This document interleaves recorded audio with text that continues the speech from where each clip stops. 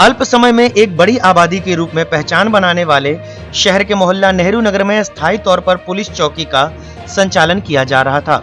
इस पुलिस चौकी के स्थायी संचालन से पुलिस अधिकारियों को काफी परेशानियां उठानी पड़ रही थी।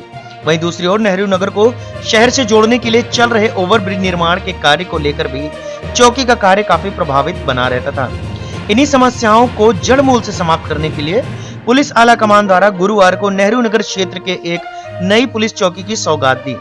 नेहरू नगर ही नहीं वरन कई ग्रामीण अंचलों तक के क्षेत्रफल में फैले इस पुलिस चौकी के कामकाज को अब सक्रियता से किया जा सकेगा।